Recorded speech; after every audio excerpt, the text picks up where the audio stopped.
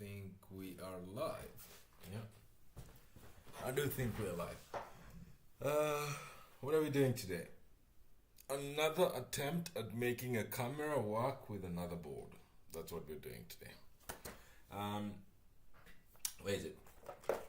It's somewhere here on top of my screen. So I have this board, which is the NXP Freedom. I think it's something like MCXN236, and it's a Cortex M33 based board. This is how it looks like. Cortex M33 based board, and yeah, the thing that this board comes with is it comes with a really nice camera connector on this on the upper side over here. There's a really nice camera connector there. And well, the other day I tried to do an IMX219,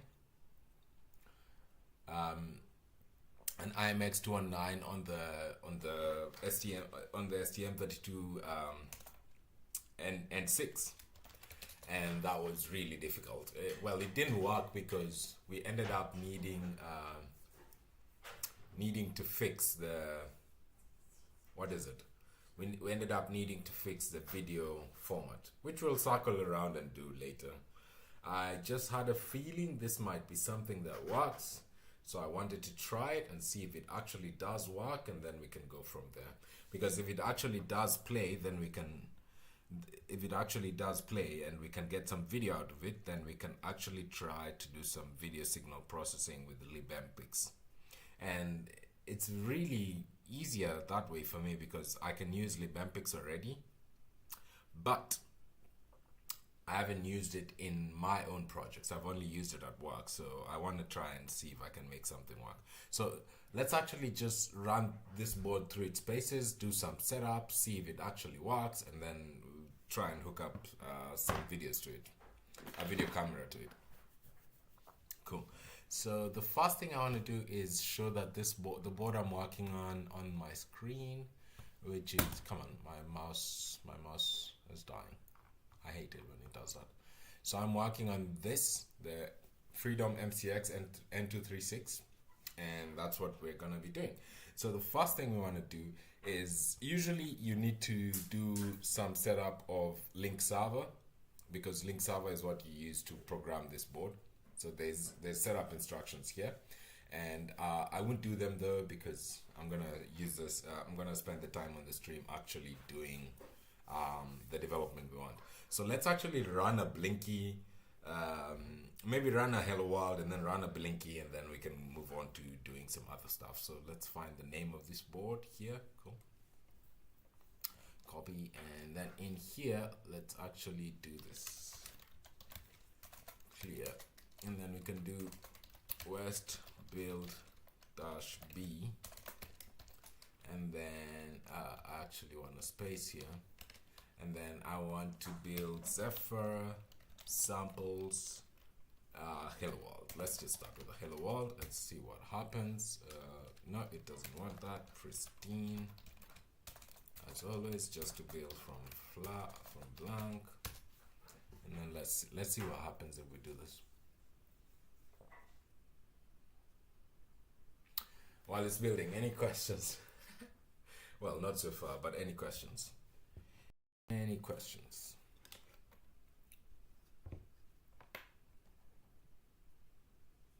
That would have been a good thing to do, yeah. Earlier while I was trying this, some things broke and I fixed them, but it would have been a good thing. So whenever you update West, or rather whenever you update Zephyr and West, and if West needs an update, if West needs something installed, it won't install it itself because West never touches configuration files, which is kind of cool because I'm using West at work, and it really is important that you know it didn't touch anything, so you can move in quite confidently. Okay, cool. So we managed to do that one. I'm gonna do that, and I'm just gonna plop in where is it? A West flash. Let's see, a West flash, and then let's see what that does actually. should flash. I did find it, yes. I think it's, yeah, I can see some blinking lights over here, and let's actually do that and see. Nothing there, but if I reset it, we get a hello world from, yeah. So how many cores do I have on this thing? It's a single, should be a single core. Should be a single core. But I have seen it. I have seen something like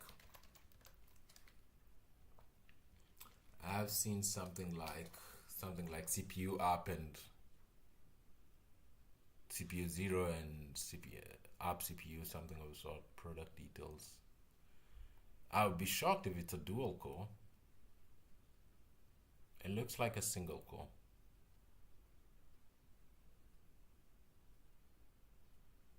It looks like it only has one core.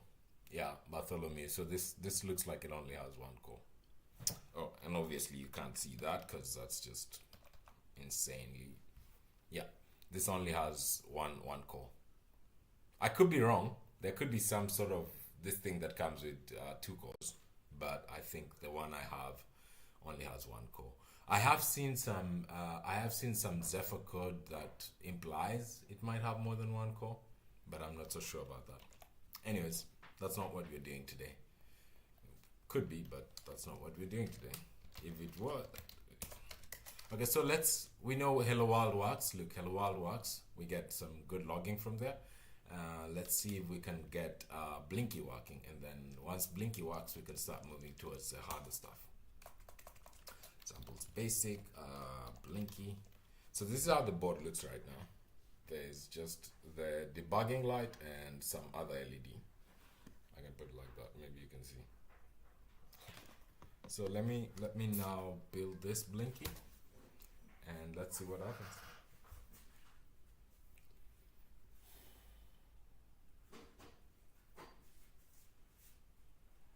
Yeah, I've seen the NRF 5340 does have 2 cores. You have the something like the CPU core and CPU 0 and CPU 1, or maybe secure and unsecure one.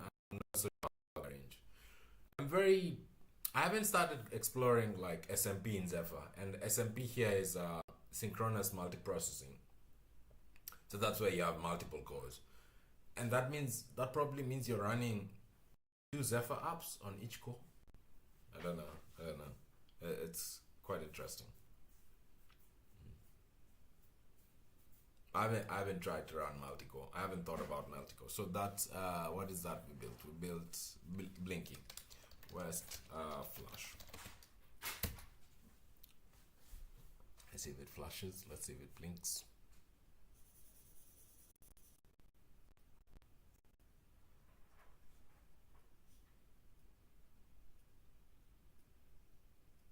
Amazing. Yeah, it does actually. Check that. We're getting blinks. We're actually getting blinks, and if I actually go into here, you'll see that I get the screen will change in sequence with the blinks. So it'll go LED on, LED off, LED on, LED off, LED on, LED off, and yep. One is for the app and one is for the BLE. Oh yeah. Okay, cool. So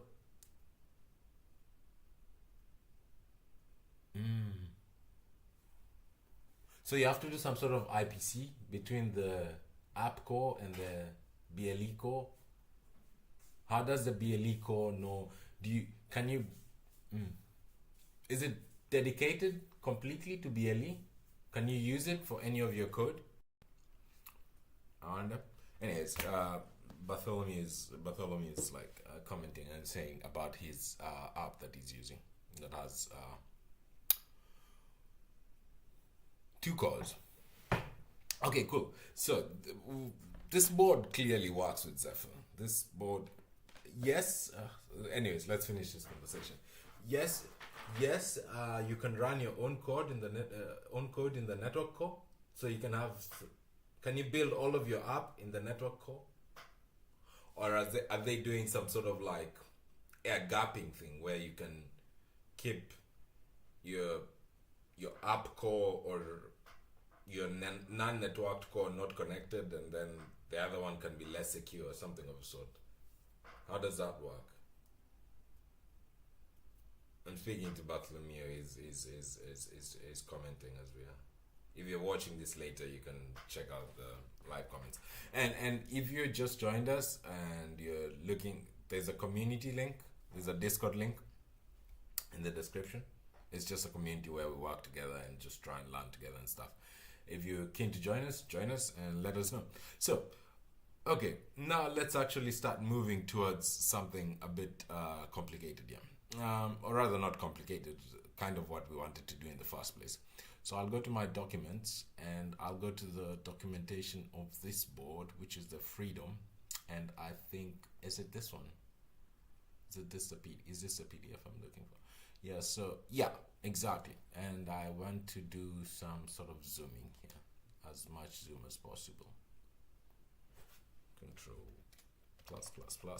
Okay, so here's what I want to show you. This board over here has something called a smart DMA camera header here.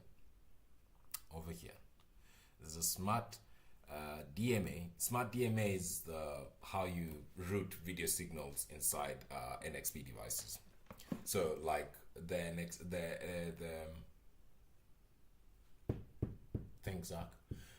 STM32 Nucleo N6 that we did the other week, that had DCMI. So this one uses smart DMA, and then you might find some other board. It's just basically a parallel. It's some sort of parallel interface that can accept parallel data. There's so many of them, and you can make them up as you go if you have the chops to do hardware design. So we have this guy, which is the Adafruit OV5640 camera, and this guy has on the back, there's a green LED. There's an LED on the back that is a good power LED. When that LED lights up, it means the power is good. And obviously, you can't disable it. Okay, so let's actually just look at the documents for that little camera first. And then once we look at the documents for that camera, we can go on. So, cool. So this is the camera module that we have. And it looks like this. This is sort of what it looks like. Mine doesn't have a sensor as huge as that, but that's fine, or a lens as huge as that. The camera module is the same, and obviously, yes, it did come with headers just as the same, and I soldered them in as one is supposed to. And if you might notice, this has 18 pins, so 18 pins. So there's 1, 2, 3, 4, 5, 6, 7, 8, 9. So that's 18 pins, and you can use either the top ones and the bottom ones, or you can use this ones and this ones.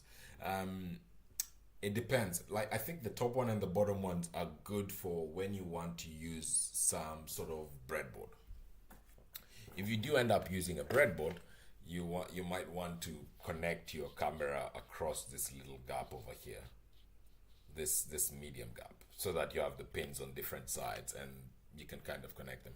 And that way they give you this little space here between the two headers.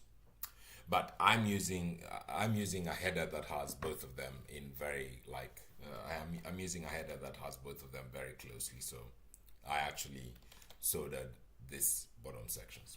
So what we want to do actually today is connect this to the smart DMA header, and then from there on, what we want to do is we want to see if we can get video out of this, even if it's over UVC or camera capture, or maybe even LVGL later, we can see about it. But the point is to learn and to do something new and to actually put our hands on something and do it. So I'm going to connect it up, and then I'll show you once I connect it. And I actually like powering things off before I connect them, even though I've done this before. Okay, cool. So skip 2 at the end and then just go. So cool. Okay, cool. So here's my connection of the camera. Yeah, that's how it's hooked up, and that's what it looks like. Let's actually hook it up and see. Amazing! It actually works. First of all, we do get our old blinky, and that's working. And then if we flip the camera, you'll see there's a green LED lit up over there. And the green LED means that we've connected the power correctly to the camera, and you can see that here.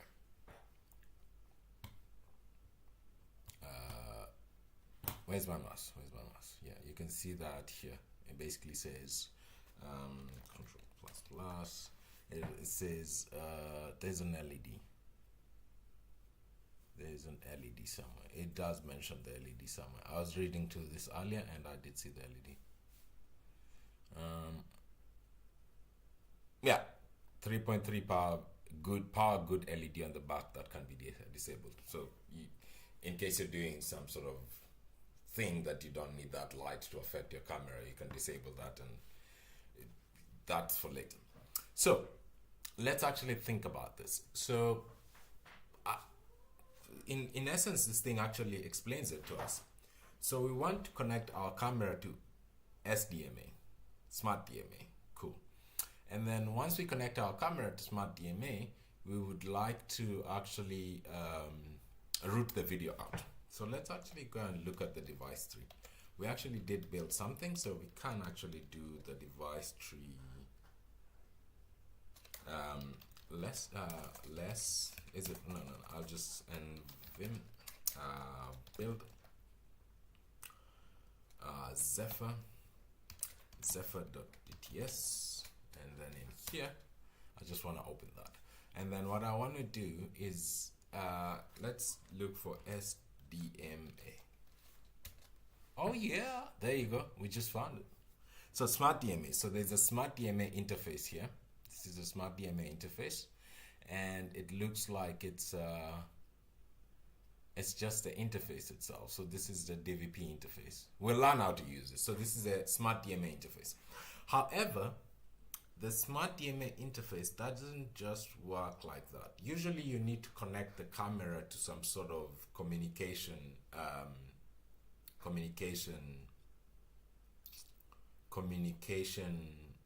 why I lost all my words. Some protocol. So, and this camera, as you can see from here, SDA, SCL, this camera uses I2C. So actually let's look for, I'm seeing this word, so I'm gonna try and use this one. So DVP. Let's see, DVP connector. This is just the connector itself. This is the driver for the pins themselves. This is like some sort of hog. It's just pin definitions and everything of the sort. Of the sort. Yes, let's just say that. And then let's go that's just the connector itself. There you go. I2C2 Flexcom to low power I2C2, and that says NXP 8080 touch panel I2C and DV. So it has a few labels. The first label is like it's the low power I2C. The second label is the 8080 touch I2C, and then the third label, as we can see here, is the DVP 20 pin I2C. Cool. So DVP 20 pin is this connector that we're going to use over here. This connector, this is Smart DMA connector. It actually starts from here and it goes from here, and the one we're using today is actually 18 pins. So if I can show you that, it's actually 18 pins. So if you go here, 1, 2, 3, 4, 5, 6, 7, 8, 9 times 2, 18. So the one we're using today is 18 pins. Whatever. Okay, cool. So let's do something. I'm gonna drink some water. Let me know if anyone has any questions so far before we start spelunking into Zephyr code and fixing stuff. Hey Nathan, how are you? How are you doing?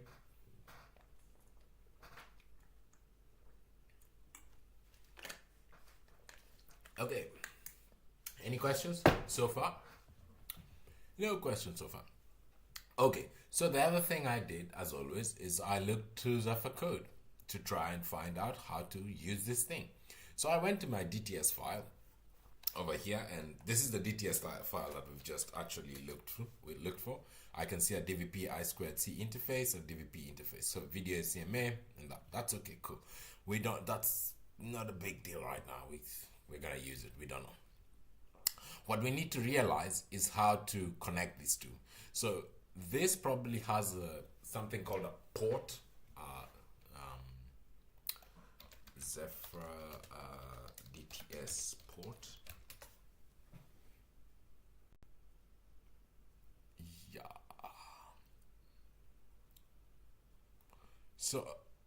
So there's this things called ports in DTS device tree. And ports help you move data from one thing to another. We'll look at it, and then we'll kind of find it.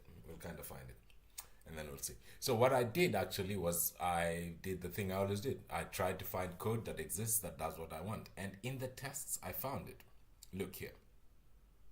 So we have this Flexcom 7 low power I2C7, and then we see it is defined, and then in here we actually have our own camera. Look, test OV boom, camera in there, camera defined in there. We can set all of those things. We'll come back to that later. And this has a port out, a port that pushes out. Okay, so this has an endpoint that pushes out data. Okay, cool. And then we come lower here and we see there's a smart DMA peripheral, and in this smart DMA peripheral that's been configured, there's now in the SDMA thing we can see a port EP in, and then boom. You see? So here.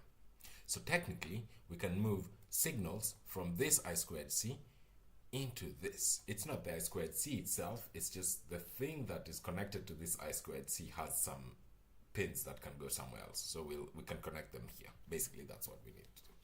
So we need to add our camera to the I2C, and then we need to add our SDMA port into so let's see, test video SDMA. Okay, cool. Let me go back here. So there's video SDMA here. This is DVP interface pin, video SDMA. Cool. So in there, we need to add this. All of these other parts are okay. Actually, just one moment. Let's actually look at this DVP pin interface. So we have that open somewhere here.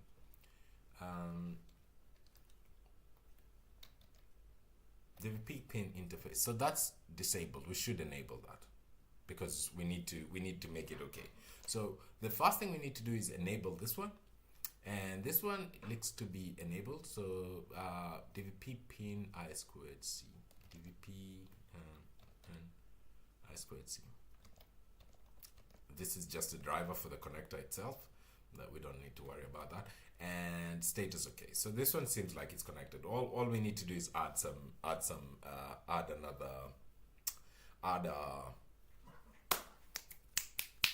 a device here, and then we can go on from there.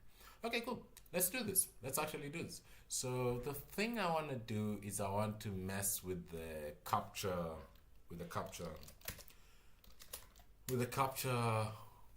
sample.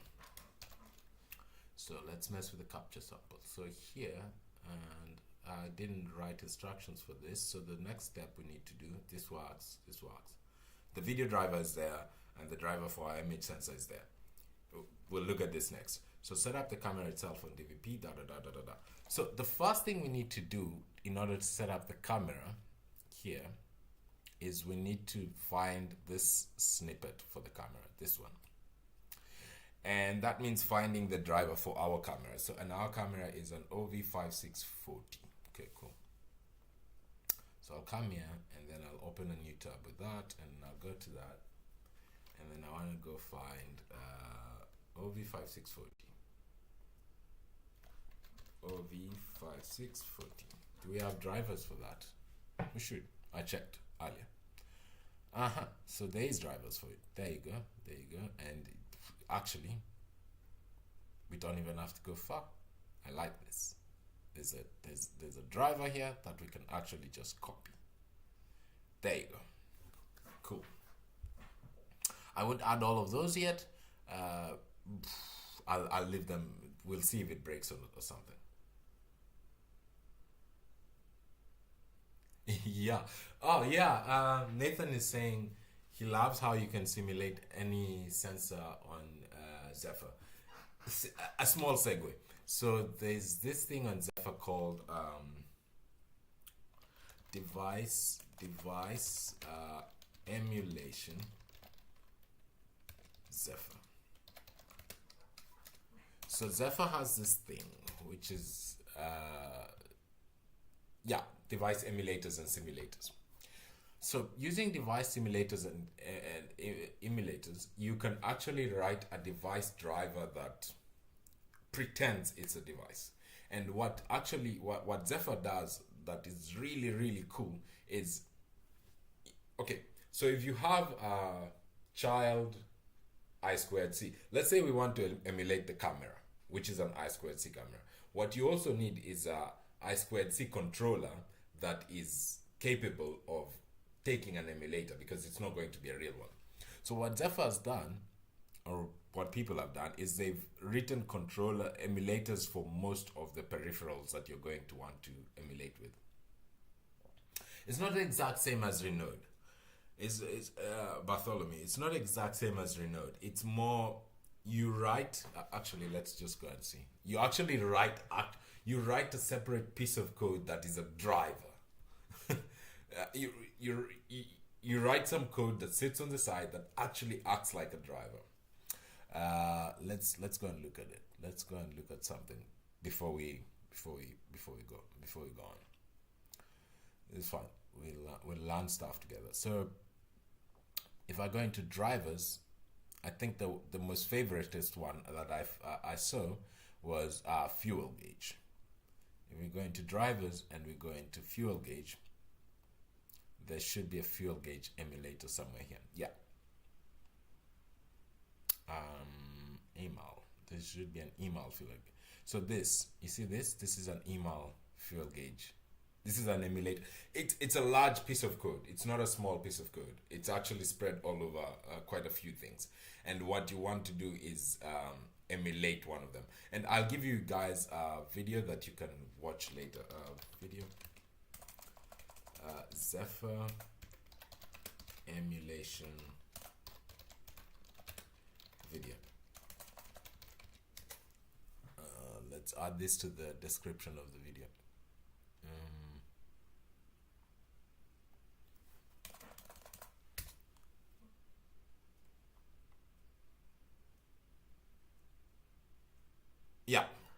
Yeah. There's this video.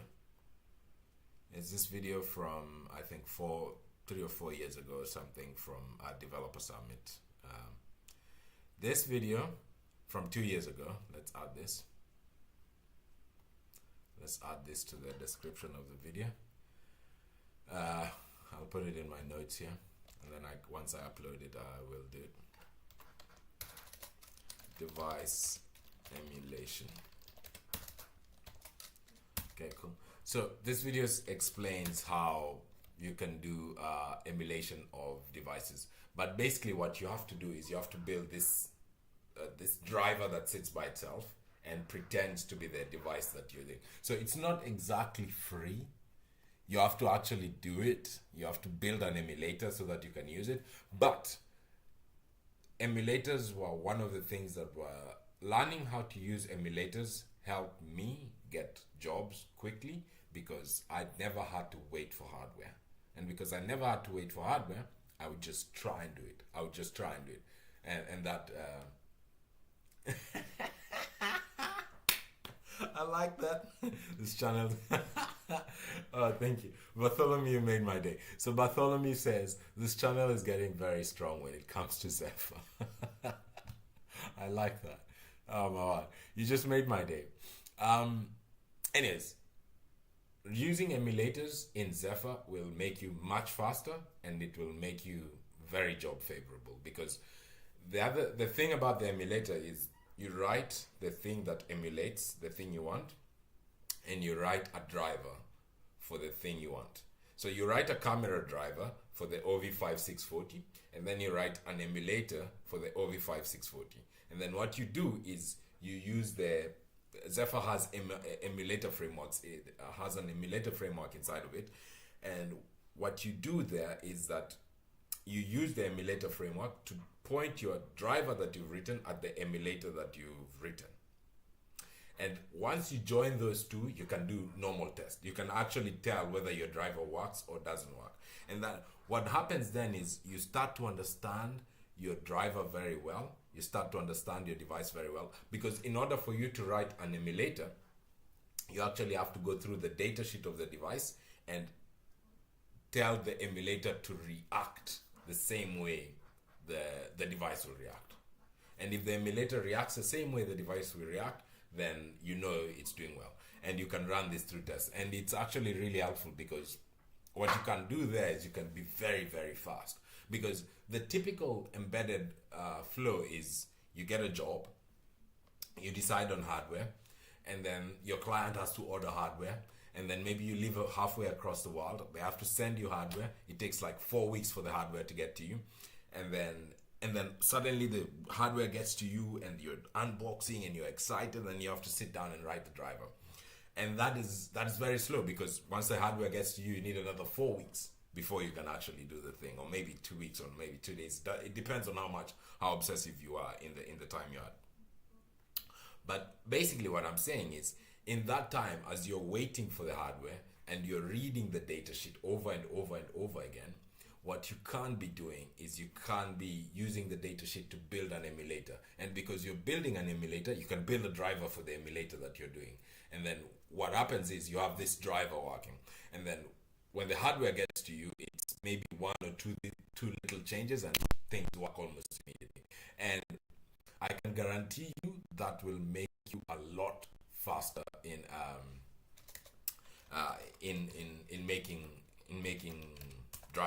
making drivers, in using Zephyr, because the thing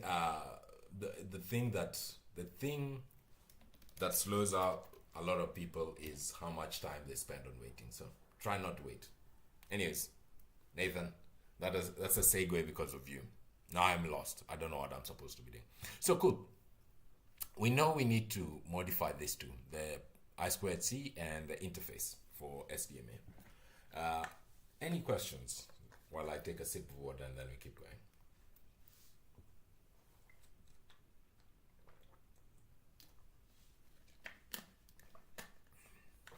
Okay, cool. No questions so far. So let's actually jump on to the next thing. So cool. So, and actually, Nathan, so, and this is one of those advantages that come from not doing things bare metal. I have no problem with doing things bare metal. I'm a very big proponent of doing things bare metal. However, what do I want to say here? I used to be the kind of person who never believed in RTOSes. I was like, no, just write the code yourself. Just use KIMSys and write the code and it should work. And it's easy. And you don't need some OS thing to do that. But the thing that happened with that is every time I had to do something new, I had to debug so many things from scratch. And then every time I moved from one project to another project, I couldn't carry along anything that I built. I have to build it afresh because I have to write all that code again. And it sort of works. I mean, you can make it work if you really struggle, but I think the better way right now is to, what I'm discovering with Zephyr is, the more I'm using Zephyr, the more I have to understand it. It's not that there's nothing free. There's nothing that's just done for me and I can just run it. I mean, except Blinky and stuff. And Blinky, I can't sell Blinky. Blinky is not a thing you can sell. There's so because nothing is done for free, but there's a lot of references. So now what you can't do is you can use the existing references and you can expand them and you can contribute them. You can write a driver and contribute to Zephyr, and 1,000 people get accelerated because of you. And you also get accelerated because if someone has done something and they put it in Zephyr, you have it. And this is not to say everything that's been done on Zephyr is in Zephyr, because I work in a company that actually holds some of their stuff back, and it's amazing how much stuff is out there, but you can share a lot. So it's really cool. I was saying that to Nathan. the advantage of using Zephyr for me at the moment. So okay, cool. So let's actually do some more stuff. Let's try and push on our code. So I found a sample here, and this is quite cool. So this actually gives us a way of doing this thing for us.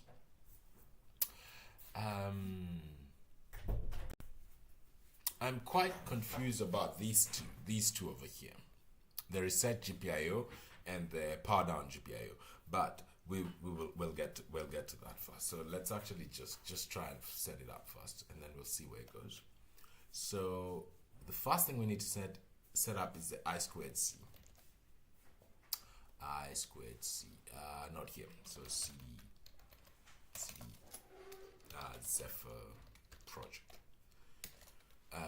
Where am I? Okay, cool. That's a build it up. So CD Zephyr, and then I want to do camera capture. Do we do camera capture, or do we do camera samples driver video capture? Okay, cool. So let's start with video capture, and then if we make an overlay that actually works, we can move over to UVC and try it again.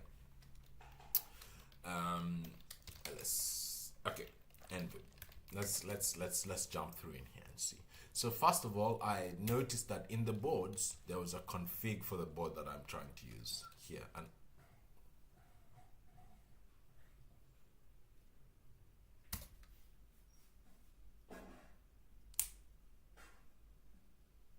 see, okay, it doesn't actually fix anything.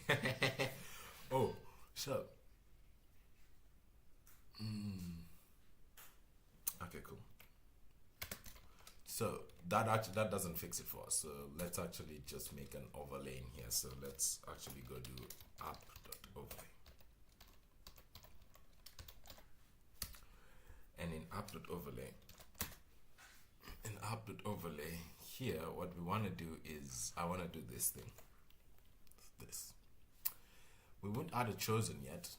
Eventually we're gonna have to have a chosen, and then inside the chosen, inside here we're gonna do like chosen. In here we're gonna do a chosen. Chosen camera. Okay, so this is fine. This is okay. This part is cool. That part is cool, and I know I need that. So let's start actually doing the modifications we want. So in the first place, what did we discover? There's a thing that we were looking at. There's a come on, cut build Zephyr.dts grep dvp a10. So okay, cool. So let's actually do that. So let's go through here and see what we want to do. So we want to fix up, not this one first. The first we want to do is dvp, this one, dvp 20 pin I squared C. So that's the first one we want to mess with. So here, dvp 20 pin I2C. Is that the one? dvp 20 pin I2C. Yes, that's the one we want to mess with. Okay, cool. And in here, what we want to do is we want to do something like this. In here, what we want to do is we already have status. Okay, yeah, dvp is, that's okay, cool. So now we want to come and transplant. This is an emulator, leave that alone. We want to try and transplant this stuff in there. These two worry me, but we'll get to that. So let's do that. Let's actually do that. Just so we can remember what we did, let's type it out. Let's type out OV5640. 5640. And then in here we want to do OV5640 at 3C. That's the address. OV5640 at 3C. Okay, cool. So and then there's that. Compatible. Equals yeah, OVTI OV5640. Obviously, everyone knows how cameras work. I mean, drivers work. So I'm not gonna actually go through that. But we can't do that another day if we want to. So reg equals OX3C. Okay, cool. So that's the address, and then I'm gonna leave these two. I'm gonna leave these two sort of undefined at the moment. The reset GPIO. So here, let's put reset GPIO, and then let's put power down GPIOs, power down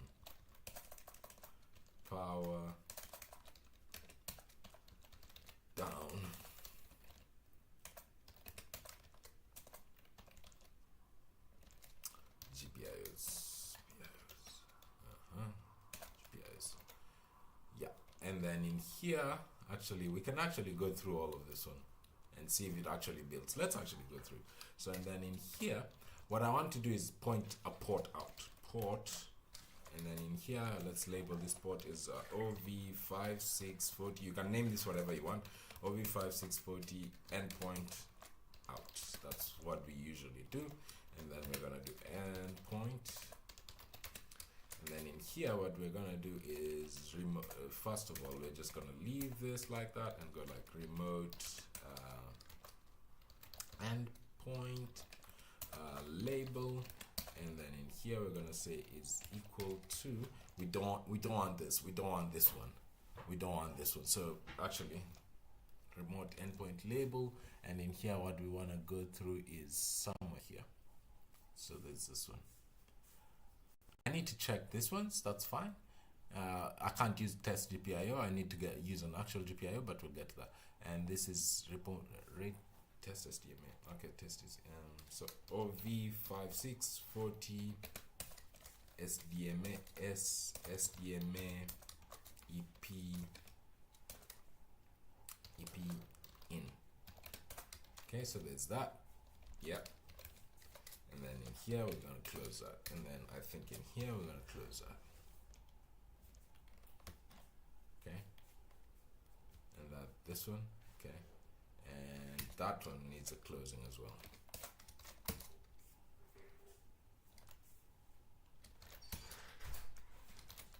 Okay, cool. So there's that. That also needs a closing. So this actually builds a structure of something that we want to do. So this actually builds a structure of something that we want to do. It's kind of there. It's not really there already, because we need to sort out all these other things. We need to sort out the the reset GPIOs and all of those. Let's see first. Let's actually just build it out and see. And then the other thing I want to do is I want to find out there's this DVP 20-pin interface. Okay, let's change that one. And then here I want to do DVP 20-pin interface. Is it? Yeah, cool. And then in here we want to do that, and then that, and then we want to close that guy, and then in here we want to do some more stuff. So first of all, we discovered that this one is disabled, isn't it? We did discover that that one is disabled.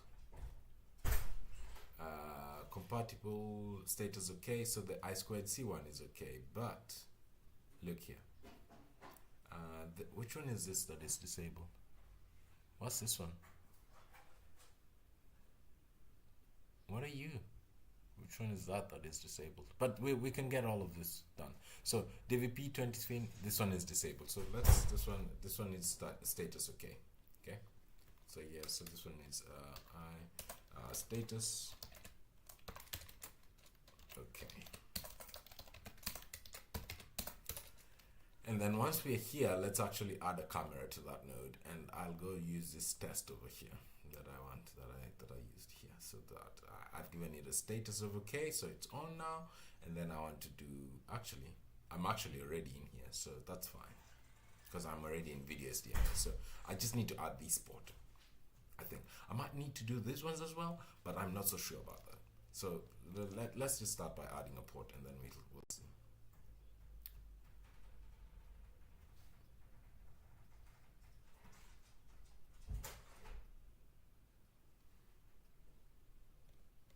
Just a moment.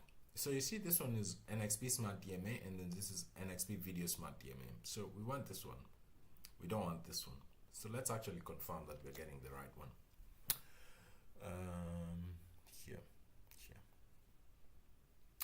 Video SDMA, NXP Video SDMA. Perfect. That's the right one. We're actually working with the right one. So the first thing that I'm worried about is these pins.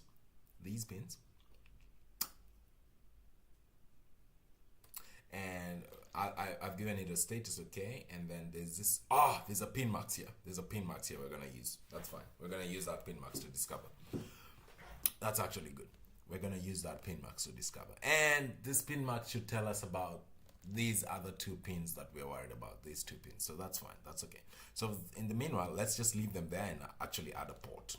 Let's add a port, and then we can start doing this. So let's add a port. This is a port in. So, and then in this one, we're gonna go like OV5640 SDMA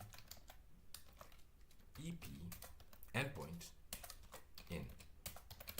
So I'm just, this is what I'm using here. I'm just connecting them. I'm just linking them up, and then I'll label this. This is an endpoint. Okay, cool. And point. Okay, perfect. And then I will say remote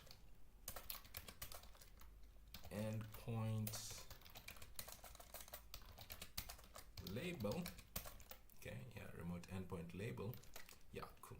And then I'll say that, and I'll say OV5640 EP.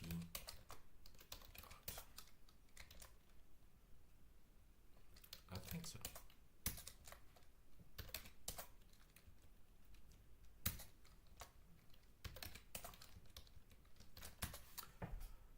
Okay, so that's kind of done. That's kind of looking. I don't know if it will build. Should we just try and build it first? Yeah, let's try and build it. And then we'll go.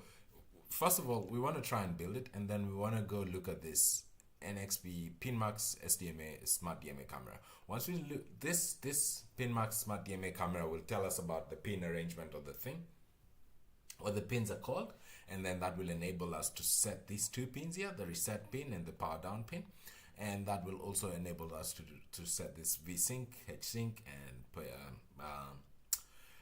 vertical sync pin, horizontal sync pin, peripheral clock pin. Do you guys want me to explain that? Nathan, Bartholomew, do you guys want me to explain that? The V-Sync, H-Sync, and P-Clock. Let's actually build it. Let's just build it and see what. Let's build it and see what happens. I don't think it will build. I don't think it will build. I clearly it'll, even if it builds, it's gonna be broken. What are we working on right now? Zephyr samples driver video capture. Okay. Zephyr samples driver video capture. Driver video capture.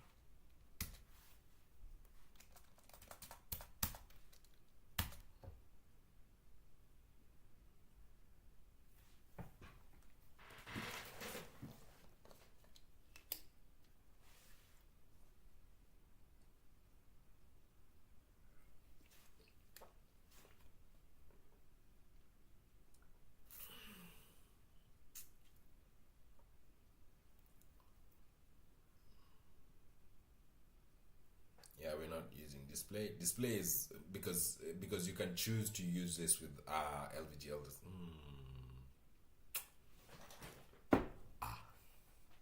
I know why. We all know why. So that is failing because we don't have a video camera chosen. So Zephyr camera chosen, and I'm tempted to use this interface as a camera. So let's actually just do that. So here we want to add a Zephyr camera equals to and DVP 20 pin interface. I think that's how you do it. Cool.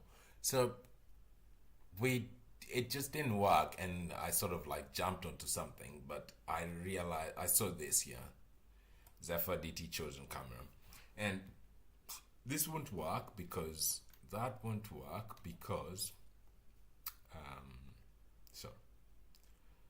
that won't work because you need this chosen. Oh, this is not even chosen. This won't even actually work. It's a chosen. It's a child of a chosen node. Let's actually just find some overlay somewhere that actually just shows us how to. Yeah, you see this. There's a exactly. We need this basically. And this is why I like writing code, because if I copy pasted this, it would just work. Might not work, but I like writing the code so that I learn how to do it, or rather so that I remember how to do it. So here I want to do a chosen node, and then in here this is going to be a child of the chosen node, and then in here we want to do that, and then we want to close it, and then that should actually fix it for us. Okay, cool. So that's how and anyways, as I started to write the code, I left this here because this is just because I know cameras. You don't have to figure this out. And even if you didn't know about that, the Zephyr capture display, Zephyr video,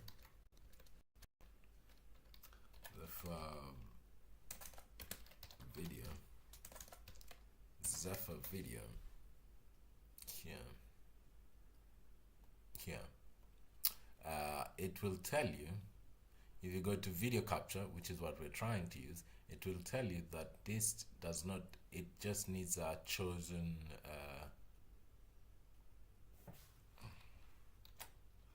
Zephyr camera.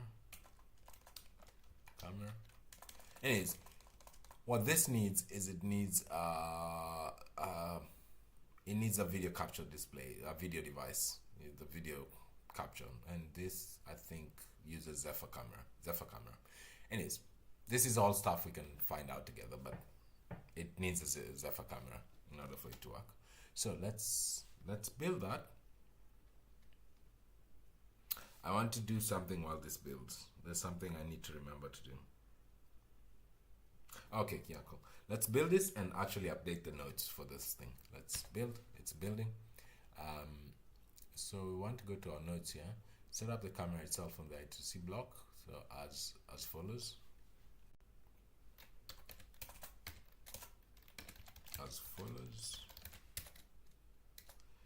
These are just nodes so that, because next year I'm sure I'll get a project and they'll want me to do this and I will have forgotten, and this will help me. So here, and then I'll come here. Let's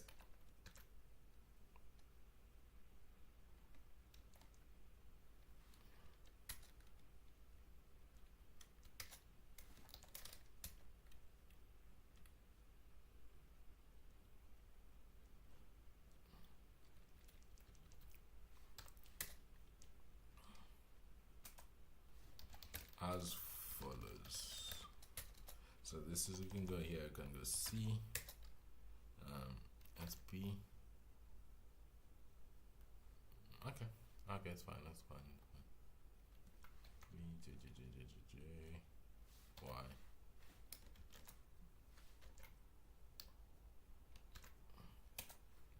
It doesn't want me to do that, so let's just go like this.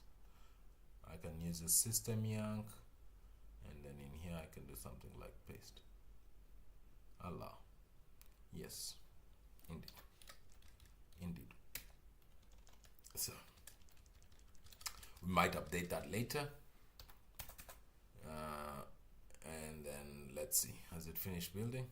Oh.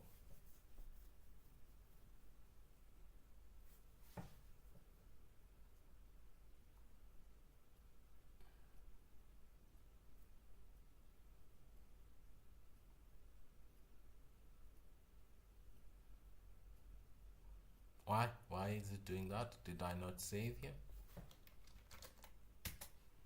Zephyr camera chosen. Zephyr camera chosen.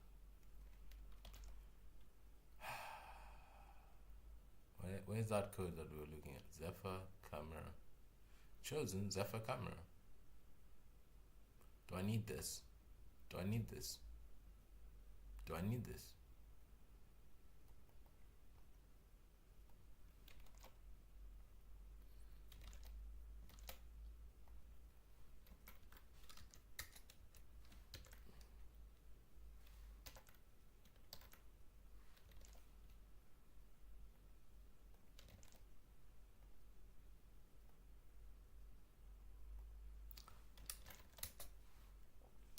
Okay, let's build it again.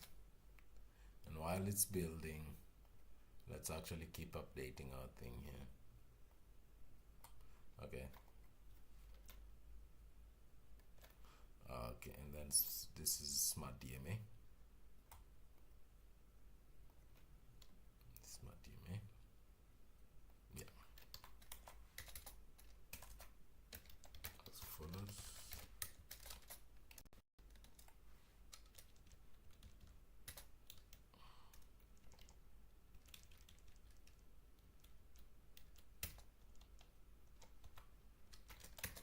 I really hope this works today, man.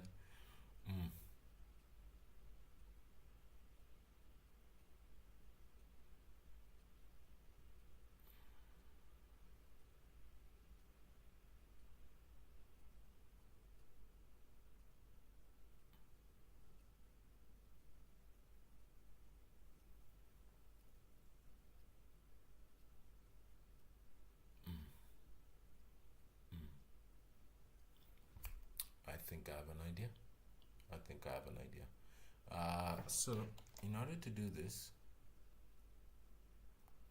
you do need to enable this guy. This is just a shield. If I go into this, do I get a kconfig in here? Kconfig shield. Okay. This doesn't give me a kconfig. This gives me just an overlay. And in shield.yaml, do I need to just config? Do I need to enable that camera? Config OV5640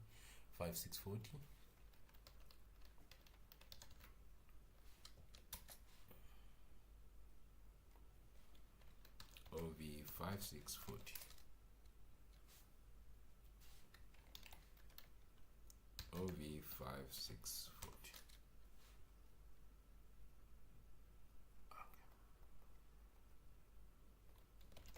So let's actually go here and in here, and then you can see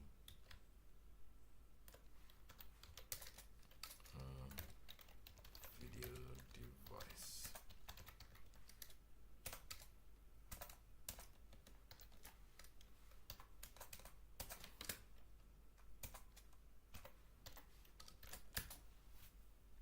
So let's actually try that again.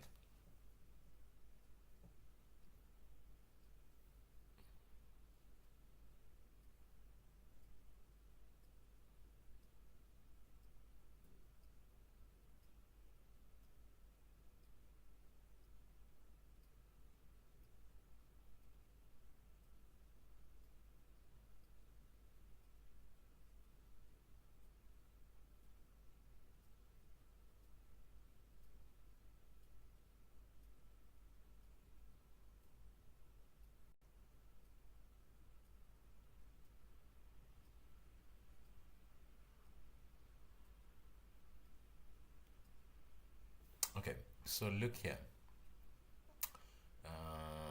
Homes app modules, build it, yes. Do we actually generate? Okay. There you go. Warning: video OV5640 defined a was assigned yes, but got the value no. Check this and spot it. DG has OVTI enabled equals no.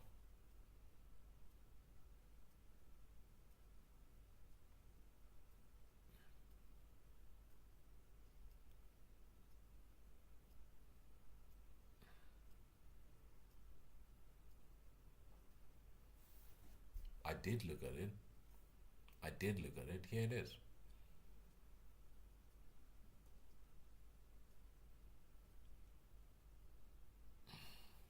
But you selected. But I am in video.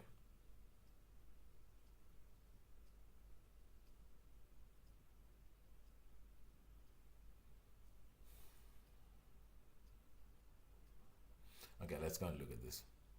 Let's look at this kconfig. Hopefully it's not a giant kconfig. It's okay, it's small. So yeah, OV640 selects I2C, depends on that. Has OVTI enabled.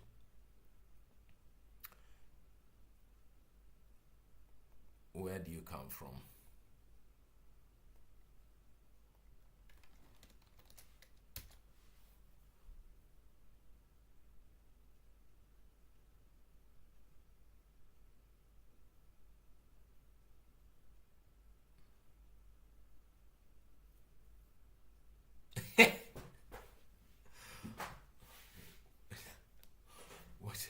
What do you mean?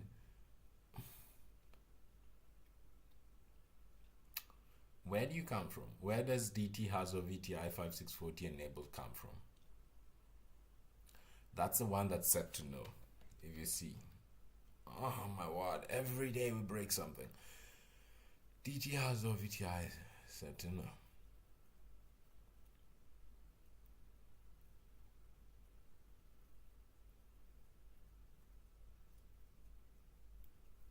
You know, when I get quiet, it's not good. Yeah, that's a problem. That's a problem. I don't like this when it breaks. It's been an hour. Do you keep streaming? Or do we stop and do this later? Because I can go on until it works.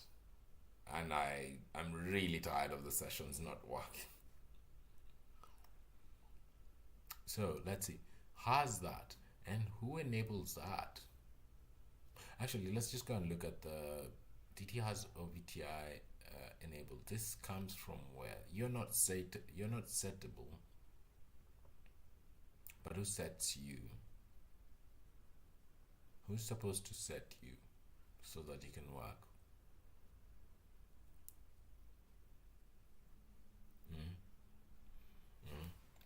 Who's supposed to set you so that you can work? Where's that's code search? Where's kconfig search? Video capture kconfig search. It's code search. So let's actually just go backwards.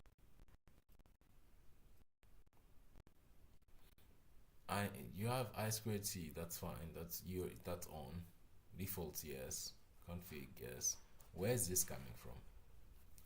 This is something that's not set. This is a non-device tree kconfig. Where do I find this? Let's go look at the driver itself. Cool. Let's just go look at the driver itself. I mean, we don't. It's not like we have an option. We have to fix this. It's even worse when it just works. Nathan doesn't like it when it just works, because then it's magic, I guess. So let's actually go look at it. It's fine. Whatever. Cool. I'll give it a few more hours, and then I'll see. I'll give it a few more minutes, and then we'll see what we do. Maybe I'm silly, but I expected it to just work. OVTI, but that's okay. That's cool. Yeah, that's a huge driver, man. That's a huge driver. No, but these are mostly just register settings. Don't worry about them.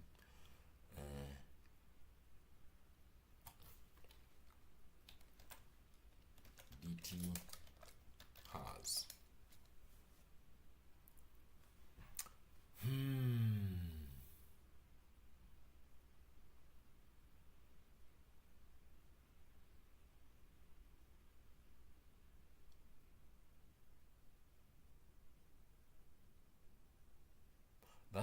That's what doesn't work. But from the drivers I've written, this should just work. This should just work. DT has OVTI 5640 enabled. This is no. Yeah, this is just the same thing we looked at. That this is not any different to what we're gonna see just now. Unless it goes like, oh, you know what you need to do? You need to do something else. Okay, cool. I don't think that's gonna be different there.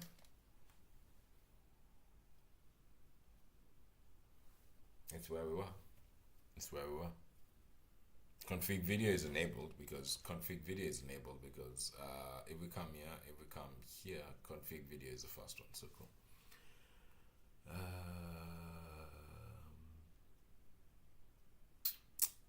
Config video. Who's that from? Yeah. I am actually using an FRDM and it is broken, so I'm not very interested in FRDMs right now.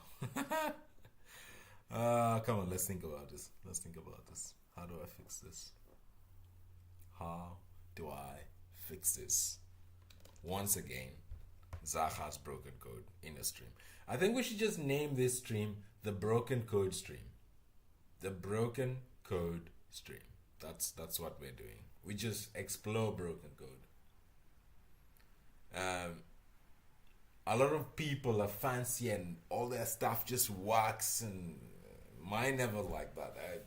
Sometimes I spend 2 weeks before something works.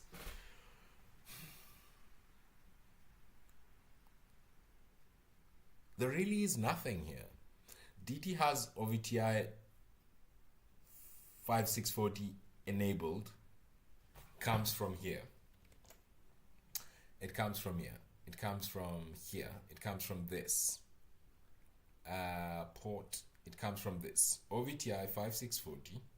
This, and then status. Okay.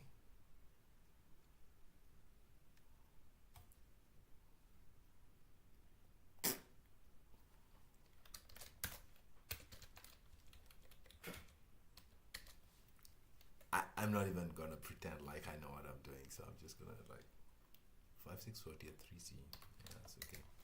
Status. Okay.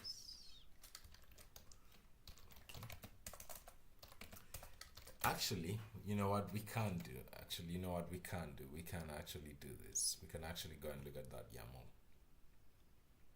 So let's go and look at that device rebinding before we go any further. Ah, man. Yeah. Is it that? Is it really that?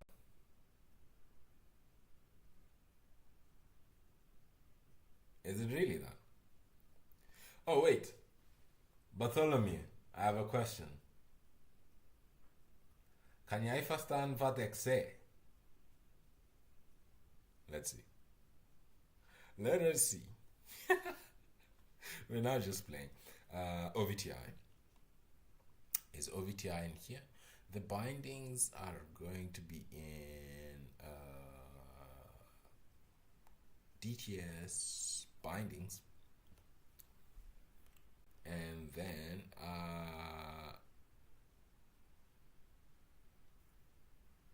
nah, it's fine.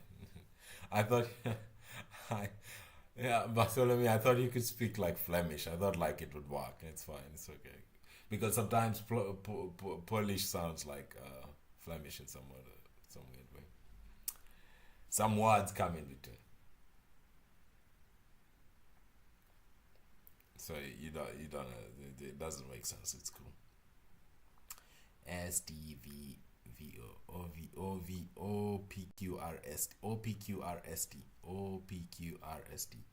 OPQRST. Okay, no. So let's go to video. Bindings video. Cool. Did I just speak Zulu? No, I just spoke Afrikaans. Sorry. Spoke Afrikaans. Okay, cool. So we have properties, reset GPIOs. It doesn't say required.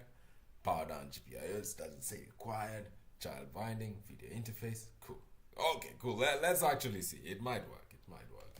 I just spoke Afrikaans, not Nathan, so it's fine. I must find a way of entertaining you guys when code doesn't work. So I thought Bartholomew would understand it because sometimes Polish sounds quite a bit like Afrikaans, and some words actually translated between. How do you say good morning in Polish, Bartholomew? Like, don't write Cyrillic. Just if you're gonna write it, just write actual English words, English sound. So let's go back here. No, it didn't work. It did not work. It did not work. It did not work. So that actually doesn't enable the status okay. Status okay.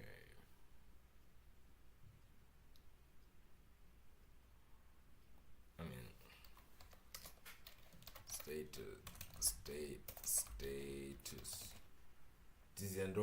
No, it's very far away from what I say. I guess it's just some very like innocuous words somewhere there. I see something, which is actually odd. It shouldn't build. It shouldn't build. It should not build. So that's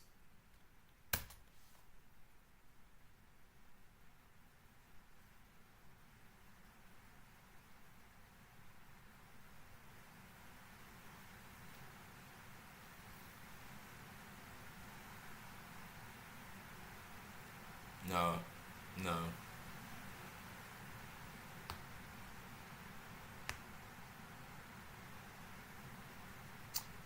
Whoa, I am so shocked. Another day, and I picked something that is completely some.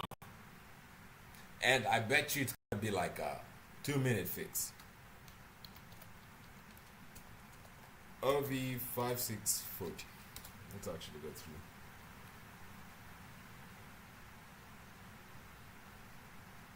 Yeah, you're there.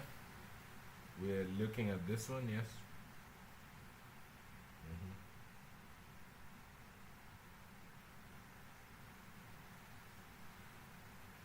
That's the normal one. That's the normal one. That's the normal one. Let's look at this one. X3C. It looks like it's okay. It looks like it should work. Status equals okay. That's fine. That's fine. There's this one, but this one doesn't help us because it doesn't have a status. That's okay. And then that's okay. So let's actually look this too. So this is one from an XP. It goes. And I guess there's a status here. I squared C. That's good. That's that. I squared C. Okay, that's okay. And then this one. These ones are not necessary. They're not mandatory, so it doesn't break anything. And then in here, we have a status okay here. We have a reset and GPIO is there. We have a repair. That's okay. That's fine. Yeah, you can see an example. This is, you see, ST used as DCMI and NXP used as SDMA. They're all just like little parallel interfaces and how to use them. So the DTS enabled comes from this status and this. So you have this and this, and then it should work.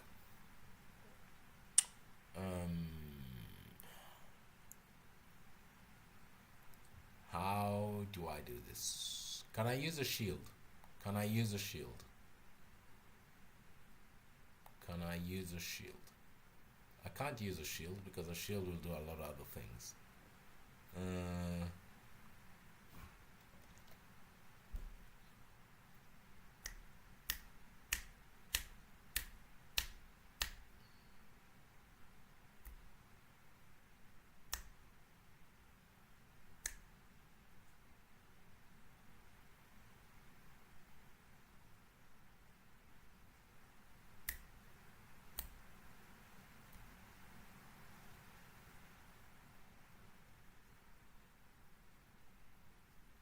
Okay, let's actually search kconfig.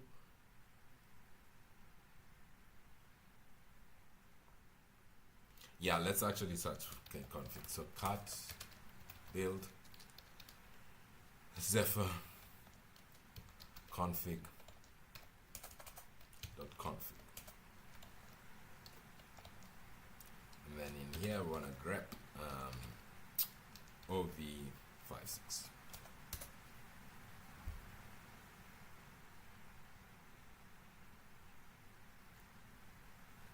We might have found it.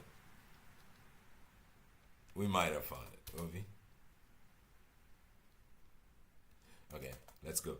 Let's go. OV56. This shouldn't exist because this everything in here is like a. I think we found it. I'm not so sure. I'm not so sure, man. I'm not so sure. So let's go into project config video on. Yes. OV5640 on. Yes.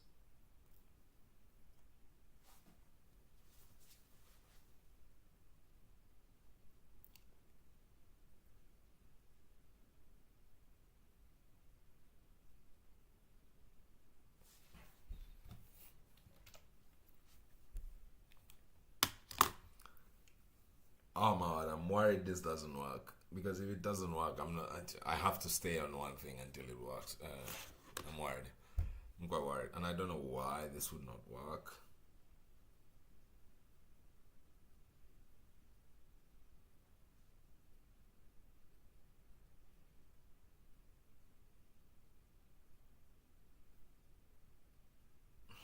Just give me a moment. Give me a moment. Let's go look at the OV6770 or something like that. Let's go look at something else. Let's actually look at config video. Config video. Yeah. Can you give me some sort of device? Actually, some sort of device. Yeah, let's look at this one. DT has Galaxy code that enabled. Yes, that's fine. That's okay. That's okay.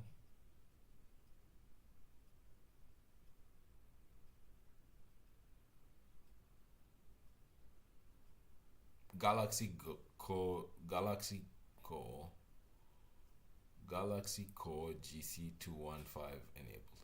And I bet you if I go into GC2145, it's going to the thing is going to be Galaxy Core to GC215. That's going to be the what do you call it? A DT drive compat.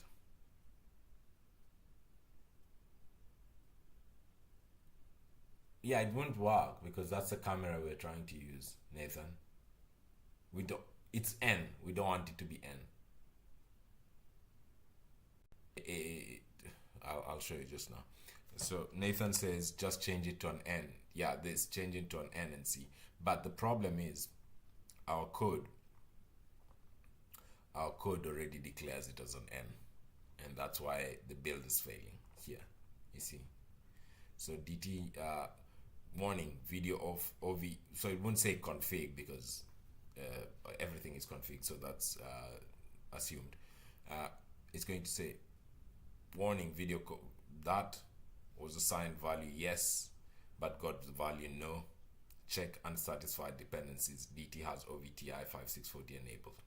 So DT has, you know what I can do? You know what I can do? I can show that I'm actually working on Zephyr.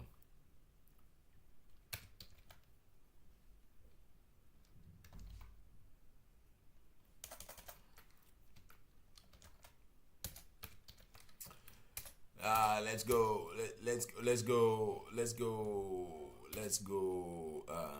What is it? Let's go. Big boy mode. Where am I? No, I don't want to be in samples. I do not want to be in samples. This does not seem like what I want to be. Oh yeah, sorry. I don't want to be in Zephyr.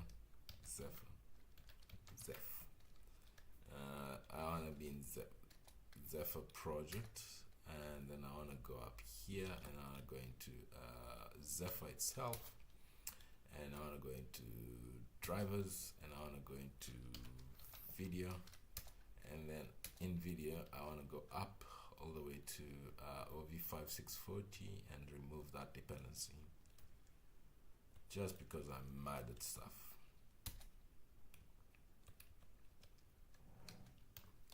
I believe I can just comment it out like that. This should make it build. This should make it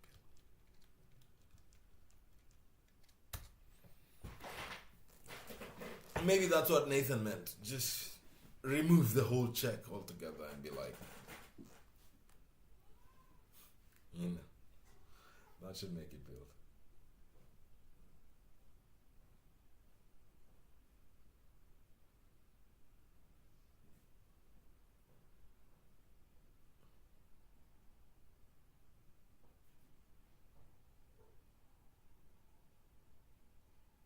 We already see it's gonna build because it's gone.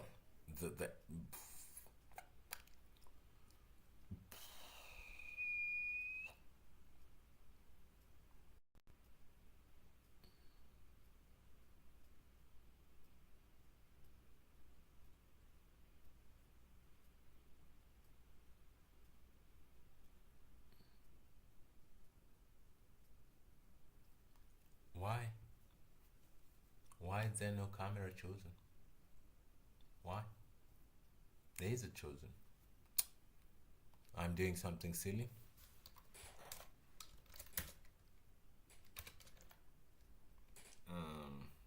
App.overlay. Where is this? Let's look at the app.overlay. There's a chosen there. And there's a Zephyr camera there. And let's actually come back here and look at how other people do it. So there's something that we are missing. Chosen Zephyr camera equals, and then you point to what? You point to the instance with DCMI. Yeah, you point DCMI EP in. You don't point to the I2C1. You point to DCMI EP.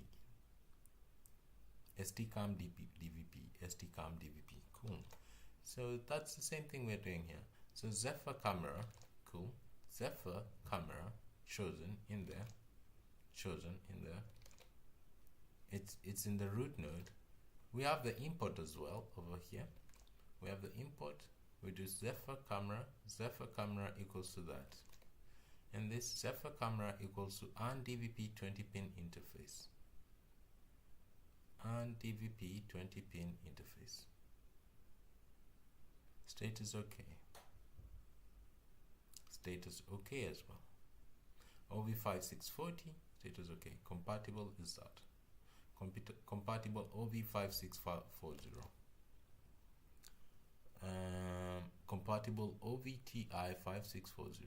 OVTI5640. OVTI5640. It's gonna be a spelling error. It's going to be a spelling error somewhere. There's going to be some sort of spelling error somewhere. OV5640, 5640, dot. That's okay. I don't need this here because you just use it over there. So this is fine. This is actually okay. I don't even need that label. That's okay. And then that one, and then status okay. Compatible, and then status okay. Do you want me to do this? Would you rather I do X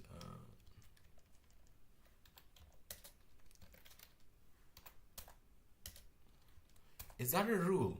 Do I remember that being a rule? Does compatible always have to come first? Do I remember that being a rule? Okay, and I'm just gonna delete this for now so that it's actually easier. And then endpoint label, remote endpoint label, EP OV5640 EP out endpoint, OV5640 EP out endpoint. Cool. DCMI input endpoint in, and then in here SPI. This is okay. I can just name it whatever I want. That's just a label. endpoint. And then this label should match here. It does. And this label, OV5640 underscore SDMA underscore EP in endpoint dot remote endpoint label OV5640 EP out. This is this one. So this one, that should match here, and this should match here. They do. They do. You did notice that this wasn't this wasn't finished, so I did that. And then this is OV5640 at 3C or X at 3C, so the address is correct, the status is okay, which is also correct. And then in here I do enable my interface, which is okay, and then I do a port and I come out all the way. Port and I come out all the way. Tap tap, cool. Port tap tap, cool. So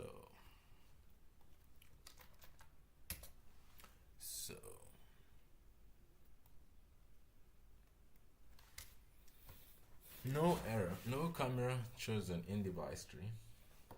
Capture main SRC. What are we looking at here? Where are we?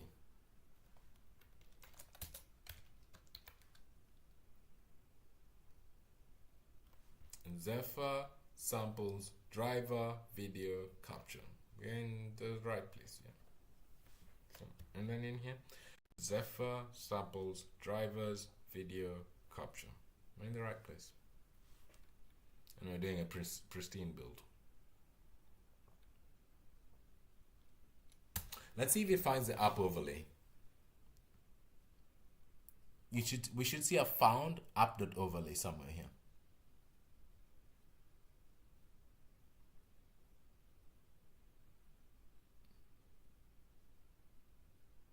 Wait. Found generated by device tree boards that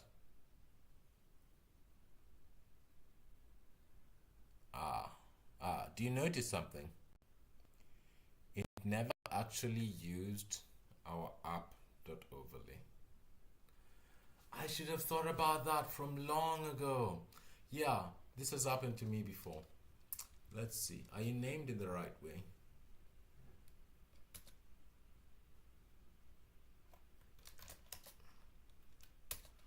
Sorry. Are you named in the right way? So let's do an R. Shift R. Yeah. What we can do is we can look at these boards over here. This one. I don't understand how this. Okay, cool. That's fine.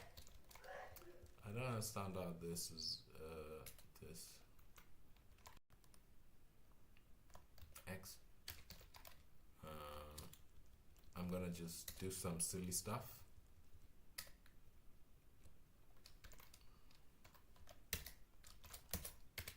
So I just noticed that it was not finding the overlay. So let's fix that. This is just a sample. We can always just delete this. This is a conf. This is empty. Yes. And then in here, what I want to do is I want to come and do this. And then I would like to X out of this. And then, here, and then I want to come to the app overlay, and then I want to do that, and then I also do P. Yeah, this is fine. Don't worry about it yet. And then what I want to do is PV, so that I go into boards, and I can do a Shift D. Yes, cool. And then I want to go back. I should have checked that. I know I should know better than to just assume things work as we. I should have checked that. And then in here, sometimes Zephyr does do this thing where it doesn't find the overlay you want it to find. And when it doesn't do that, I'll show you just now. When it doesn't do that, it's quite difficult to figure out what's going on, because your code is actually your code may seem to be working, but it doesn't work. So here, I'll show you. You see in this build sequence over here, it should say, you see it says found board DTS. It should say something like, I found an app overlay somewhere. So that it says, I found a board overlay, or I found an application overlay. And because it wasn't finding, it just wasn't seeing it. I think the one in boards was taking precedence. So that's fine. That's okay. I guess it's okay. Let's actually attempt this again. So we should see something like found app.overlay somewhere. And if we do get that, then we know our effects are maybe going to be in there. So, okay, cool. This is good. This is good. This is good.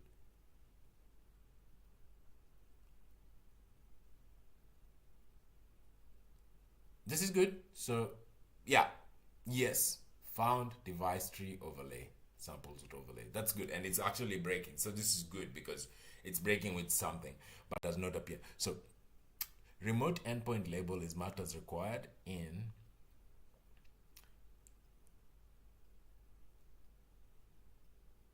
but does not appear. So that's a spelling error somewhere. Cool. This is a lot better. This is a lot better. So this is here.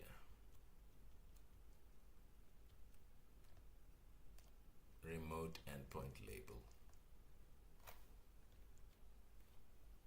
What is it complaining about? Okay, sorry.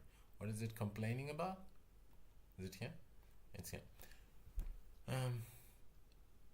Device tree error. Remote endpoint label is marked as required in properties.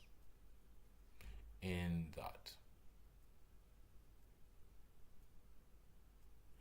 But it's not, it does not appear here. So actually now we can go back to here and we can look at things. So yeah, OVTI 540 port EP out, that's it. Remote endpoint dash label. Ha ha ha. Ha ha ha. Zach is mad. Zach is mad and he's using underscores in his device tree labels. Didn't I say this would be a spelling thing? Ah, my word.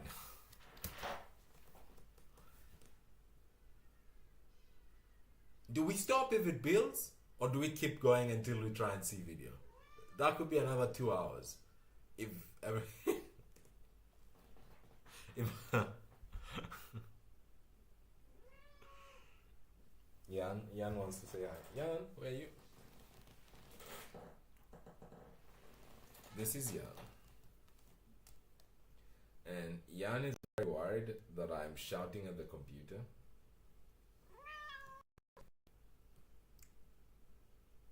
Jan's very worried that I'm shouting at the computer and that it's past her feeding time and she needs to eat. Okay, I'm gonna put it down.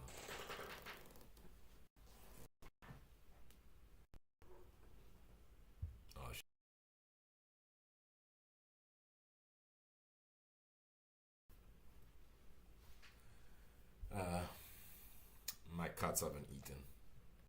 When you see this one on my lap like this, cats haven't eaten. She's complaining.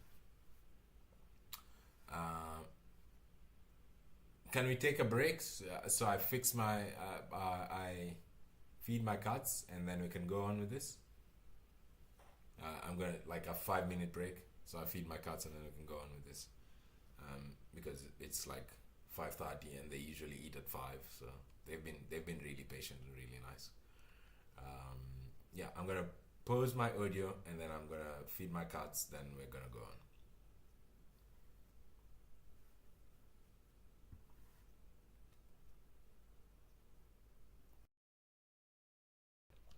And let me put it here.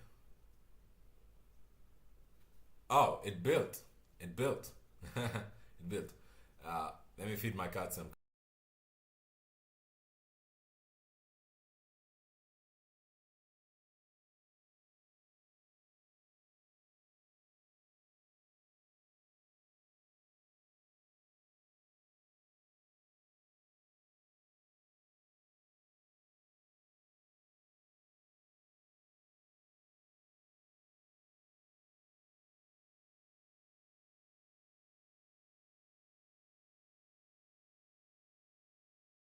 Okay, cool. The cats will be fed. And it appears to have built. So this actually fixes it for us. So perfect. Yeah, they're gonna be noisy for a bit there. Just a moment.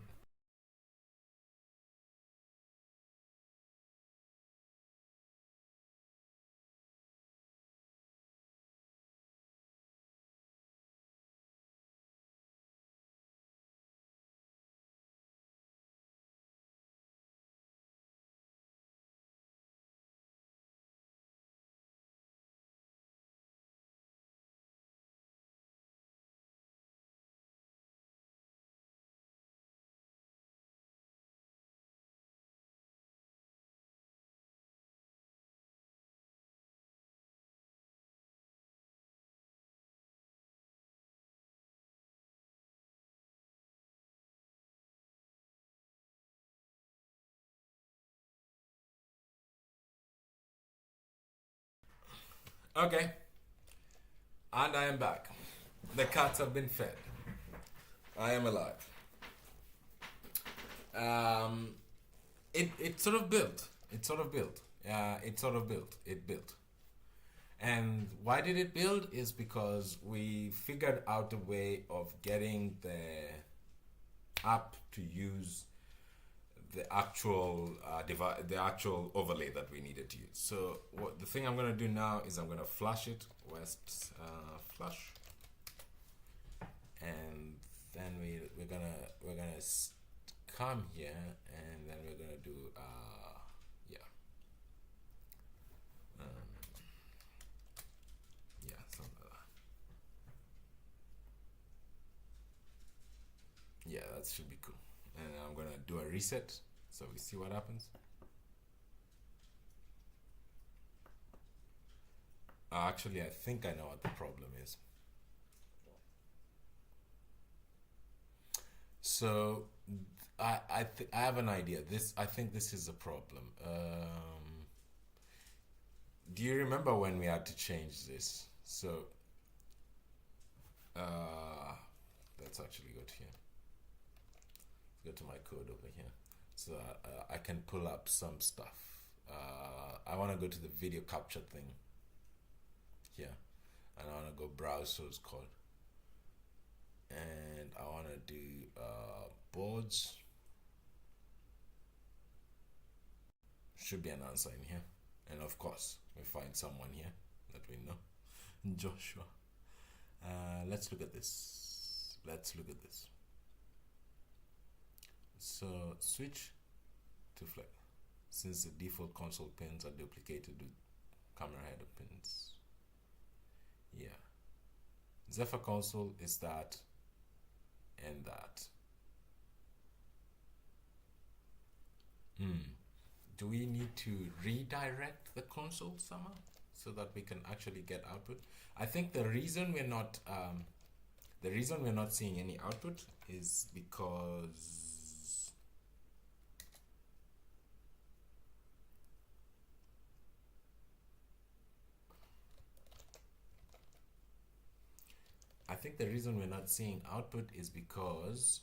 the Zephyr console,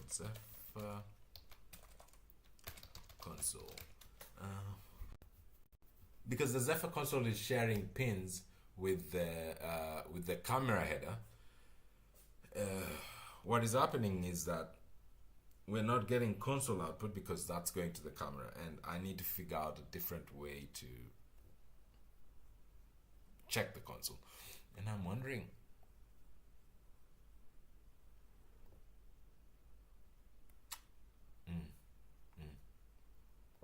let's look at that. Redirect console. So I want to look at the conf here,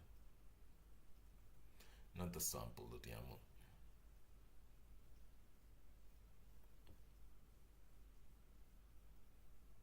After 2 years, I understand this file. I know what this file does.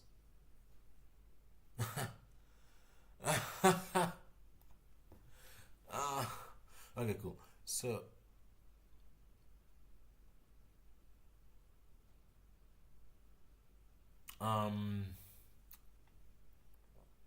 I want to use redirect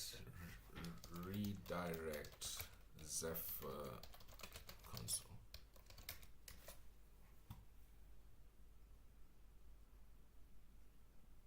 Yeah, something like that.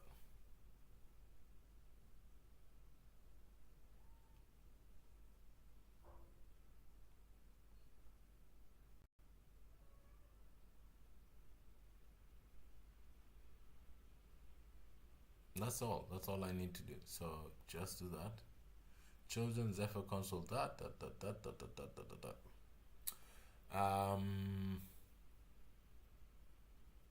It appears the camera is working because we're not getting any explosions. However, and I don't want to try UVC because you guys know what happens when I try UVC, because if I try UVC it's just going to explode, you know. But I need to know where LP0 is. So this is the thing that's happening here. Let's actually close all these debugging windows. Let that one stay. We can close that one. We can close that one. Let's I'll explain just now what happened, and then we'll figure it out. We'll figure it out. Yeah, so yeah, look at this. Switch to Flexcom 0, LPUART 0, P16, P17, since the default console pins are duplicated with the camera header pins. I actually have something for this. I need to know the pinouts.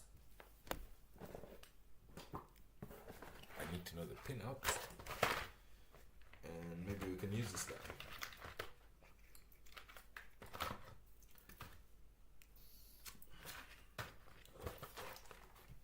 If I know where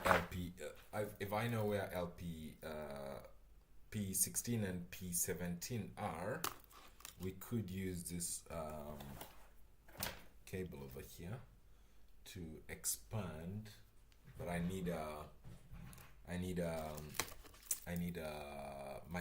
mini USB or something like that. Mini USB or something like that. It's the one I usually use for the. It's the one I usually use for the Upiduino.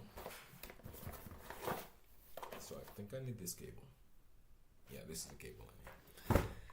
And I wonder where I can find Flexcom 0, P016 and P017. So let's actually try and go through here and see if we can find some pinouts. Yeah, something like that. I'm looking for pinouts. Target MCU, yes.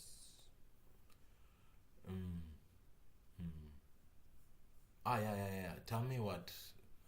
Actually, Control F, P016 16.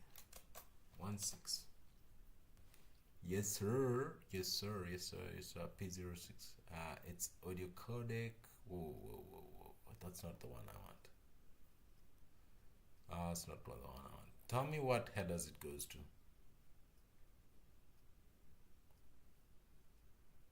Yes, please be here. So we have P16 clock data, P17. P16 clock data. But I don't know how you're doing it. I don't know which one is TX and which one is RX. So then jumper 4. Anyways, jumper 4, J4. This is J15. This is J3. Oh, okay, I found him. So J4 is this one. Okay, cool. We might be able to get console output out of this thing. Okay, cool. And if it doesn't work, if one side doesn't work, I can just switch over and use the other one, no? So that's easy enough. It's just 2 pins.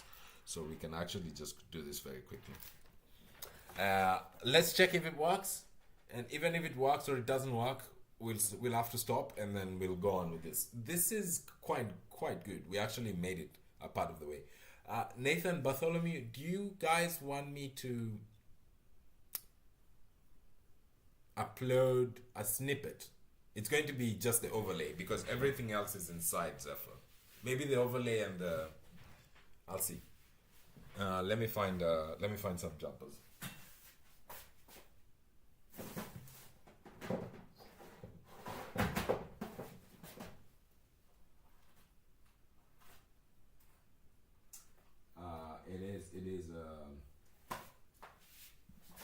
It is actually female to female. I mean male to male.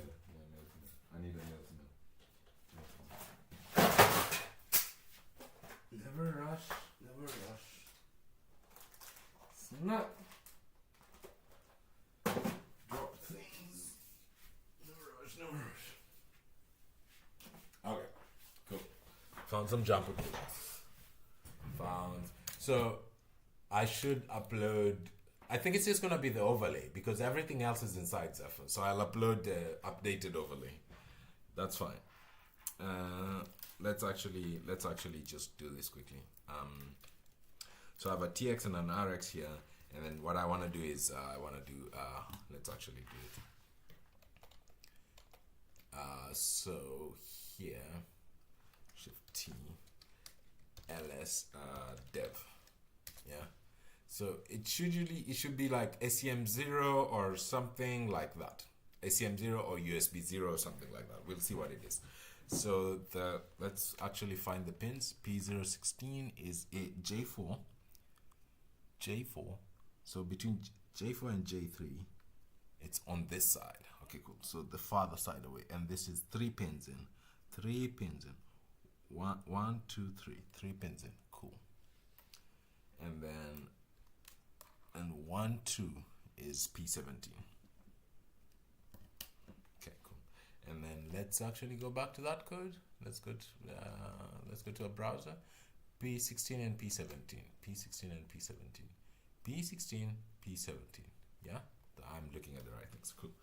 And then what I want to do is I'll connect 1 to TX and 1 to RX, and then we'll see if something shows up, and if nothing shows up, we'll just flip over to the other one. So yeah, let's just, it's 2 pins. It's 2 pins. There's not much we can error, and it's 2 pins, and it's not very shortable, so it's fine. Let's actually see. I'm gonna hook up my USB so we can see we can get some logs out of this thing, and then we'll stop for today. I'm really happy. I'm really pleased by how much we've done. It's quite cool.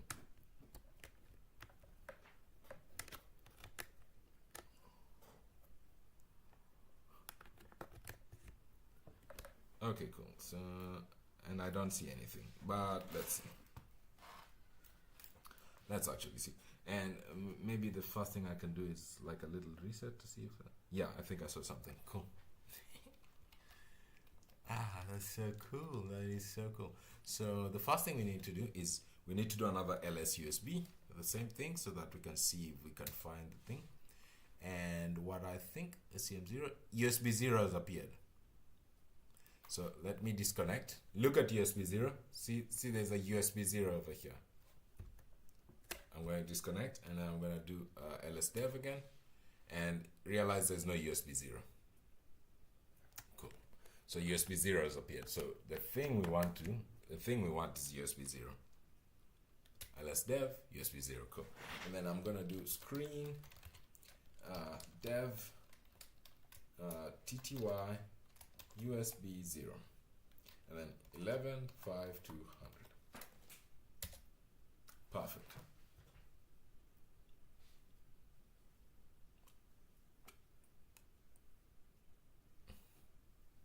So, and I will, because Bartholomew recommends it, so you can go like sudo dmesc -w, and then that's it, and then yeah, and you can be, I would have seen USB 0 over here, so many ways of finding the right thing. Okay, cool. And then what I'm gonna do here is reboot. I believe I saw something. We won.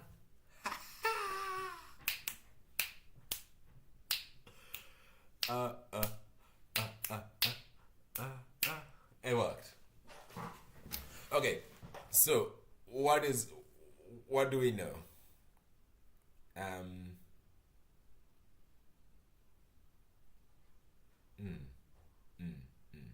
I think I know what's happening. So there's currently a migration in Zephyr from the old video format to the new video format. The problem is I'm likely using. The problem is so if you see here, I'm on bleeding edge. So let's go here. West version. You can see I'm on like the newest West, and then cut Zephyr version. Cool. There's this. So the issue that we are facing right now, I'm on like 4.2.99. This is like insane. This is like new. This is like margins from yesterday or something. So the thing that is happening right now is it's failing at this point, because actually we can do device list, and this should show us all the devices. And what I want to show you is here we have an OV. Yeah, it's ready, it's connected, it's actually, the system knows about it. But the problem with what we're doing, oh my word, this is so cool that it's we figured it out. Oh my word. So this is coming unable to retrieve video format. This is probably going to come from the video driver, and it's likely because this is something new. Let's actually go check out. Let's go see. It's fine. So now that we're here, and every time Zach tries something, it doesn't work, so it's fine. Let's see. Let's actually go find this code. It's gonna be in a driver. It's gonna be in the video driver, and I bet you it's going to have been added after Zephyr 3.6.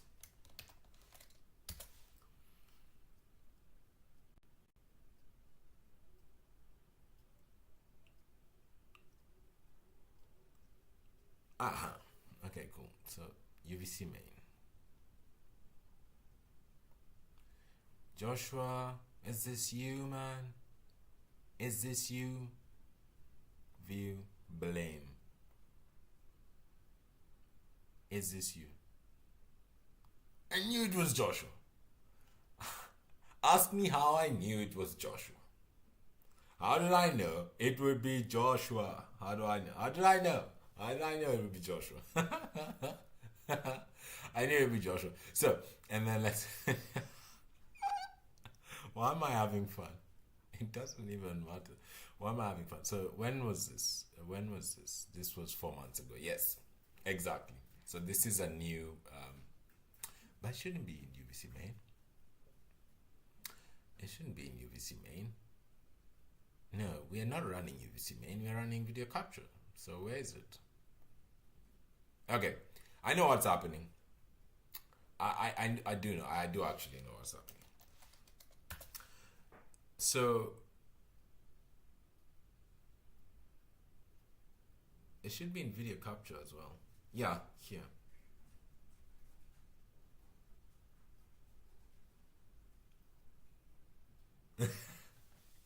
I know his handwriting. Yes, I know his handwriting. Yeah. By the way, Joshua works at Tiny Vision, and I also work at Tiny Vision, and I learn a lot of video stuff from Joshua, and Joshua is one of the co-maintainers of video in Zephyr. That's really how I know. I work hand in hand with this guy, and it's amazing what people can do. Like, it's amazing. Anyways, as explained, this is actually quite a good one, because we can actually go and fix this code. We can actually go and fix this code, because what is happening here is video caps is probably not implemented in video caps is probably not implemented in the OV5640 driver, and we can confirm this quite easily.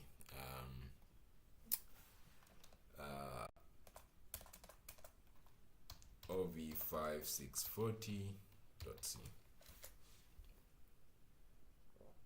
Okay, here goes. Yeah, you see, this is like quite old, but I don't know when that was done. But what you will realize is I want to look at device. What I want to find is device API. Device. Okay, cool. There is get caps. It's probably the old one.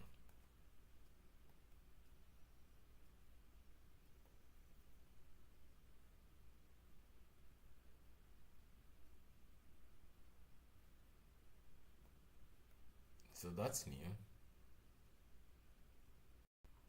Okay. Regardless.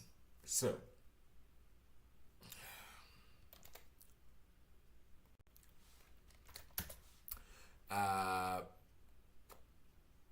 yes, this is okay. This has already been set. This has already been set over here.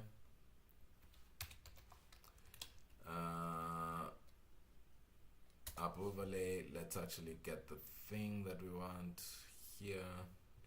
Yeah, this will need this one as well. This is that. And then let's actually just copy. And then let's leave the other one in because you actually need to do that. So this is broken.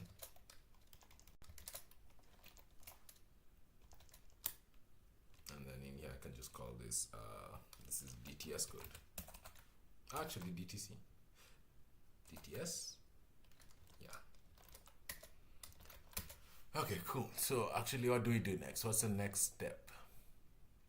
Let's look at this. Error main unable to retrieve video format. So actually let's go into main. Let's actually go into main and see why app source main. Why would we get that? Unable to receive video format.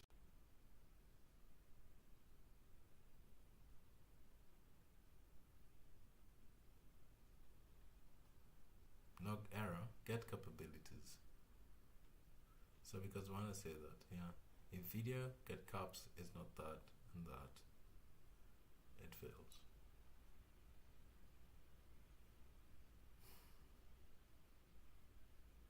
Did caps ever fail?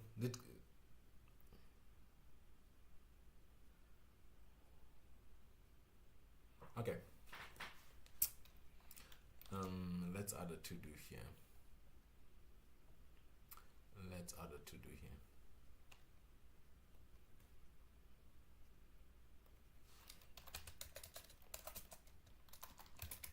To-do. This all currently works.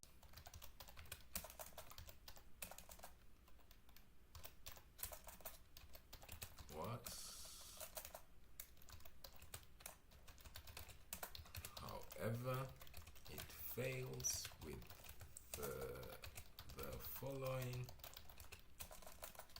when it is time to capture. This is an issue.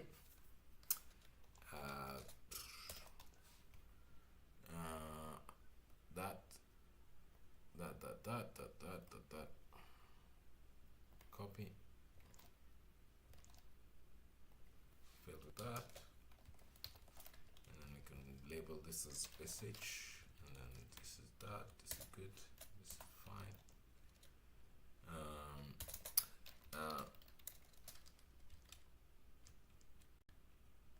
To do file and issue and likely work on a PR. All these little fails that we find while we are exploring with Zephyr, really they should be contributed back. So this is 1, 2, 3, 4, and then that's good. Device emulation reference.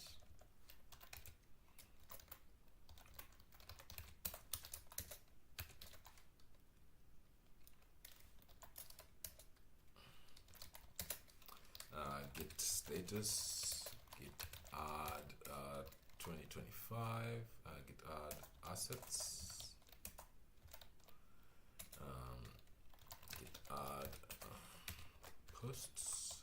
posts, 2025 10. That's the git commit add FRDM and OV5640 come notes. Git push. Any questions right now? So then I think the next thing we're going to do is we're going to file an issue with this. We don't even have to file an issue. We're going to find out if this is something that needs to be fixed, and then once we do that, we can go back. We'll come back and actually, this is a good one to work on a PR for Zephyr and do a fix. Or we either work on a PR or there's something we are not seeing, and then we can fix that basically. But it does identify the device. It does say the device is ready, so it's something very small, likely, or it's either something very small or something very huge, as is always with things that I work on. So one thing I want to do is I want to see if once that post is uploaded, and I can add it to the notes and the description of the video, and then we can stop there. That's been really cool. I think we're starting to get to a point where we will find issues and we will dig through to the end. I genuinely did not expect us to find an issue, so I didn't plan on. If I knew there was going to be an issue, we could have kind of like short-circuited quickly and worked on it. But maybe I need to start like 5-hour streams or something. Well, because if we do a long stream, we can actually fix this. But thank you all so much for showing up. It was really cool hanging out with you guys. It was really cool figuring this out and actually working through it out and finding out what the issue is. There's some notes up. It's in the description of the video as well. And if you have an idea of what I should work on next, let me know. But we are likely going to finish this and also fix the other things that we're doing in audio. I'm going to try not to start anything new in the next few weeks unless we fix the things that we've been working on. Thank you so much for attending. Thank you so much for hanging out and for all the contributions.